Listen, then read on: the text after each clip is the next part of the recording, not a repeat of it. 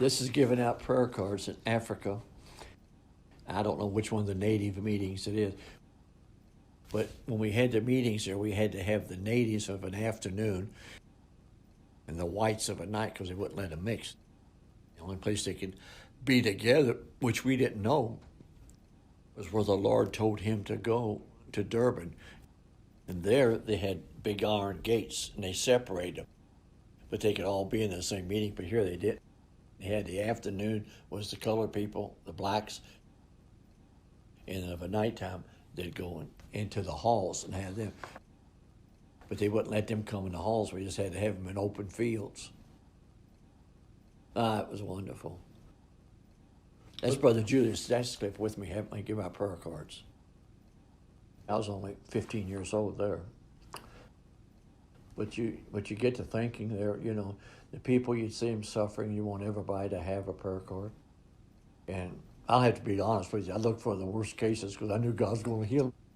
I wanted to see them get healed, But that was what we done to try to keep them from, just conglomerate.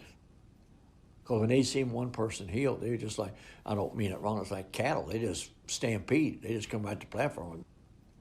Man, they wanted to be healed too. And there was no stopping them because you couldn't get them, the time, you couldn't get them to understand what they had to do to receive it. It didn't make any difference to them, man. They seen that happen. They was ready. Then what he'd do after a little while, he'd bring one up like a cripple, and the Lord would heal him, or a blind, or deaf, or something like that. And then he'd say, now he'll do the same for you.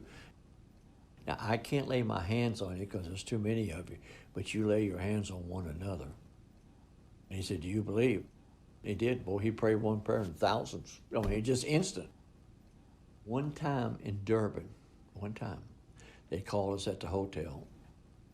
He said, Brother Branham, go look out the balcony of your window. We went out there, and Daddy I was staying in the same room.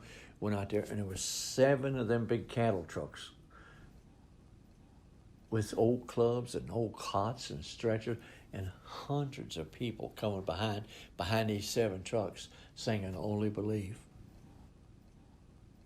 Went right down through the whole streets of Durban. Yes, sir.